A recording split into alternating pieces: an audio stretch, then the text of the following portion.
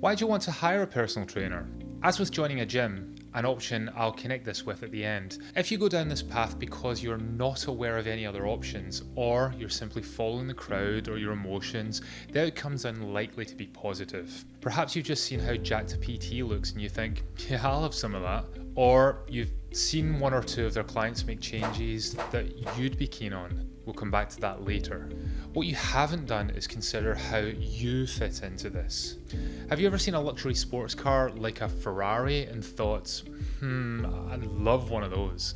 But if you were to reflect on it, even taking the cost out of the equation, there's no room for kids, golf clubs, any serious amount of luggage or shopping, so it's not exactly practical. And if you need practical, then clearly it would be a poor investment. So without assessing what your goals are within the context of the restrictions that are unique to you, then you're essentially just dreaming, hoping that throwing money at the problem and putting the onus on the trainer is going to buy you the change that you want. But a personal trainer is not a magician. They can't just make something happen because you've paid them. So what exactly do they do?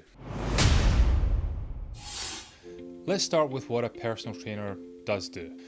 I'm going to run through 10 common reasons for hiring a PT. Most of these are things you should expect from a good trainer, but some come with caveats, so pay attention.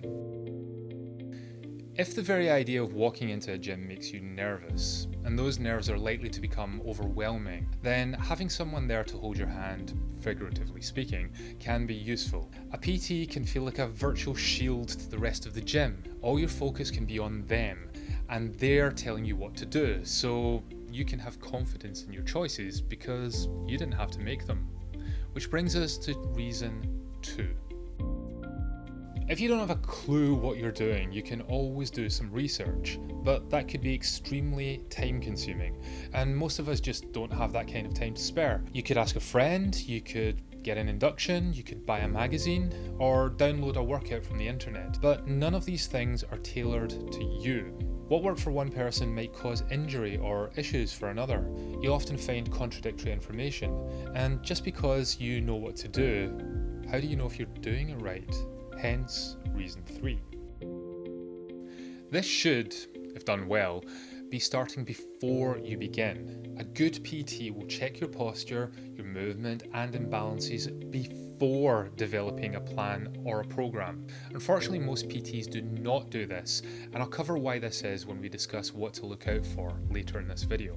Then, once you are training, they can assess your form and are in a better position to check if anything looks wrong or even dangerous, which leads us to, by prompting you to make subtle or not so subtle changes to your setup, stance, posture or movements, an experienced trainer will help you get the most out of every movement you make, and more importantly, help you avoid unnecessary injuries or from exacerbating those previously mentioned imbalances or postural issues, along with the 5th reason.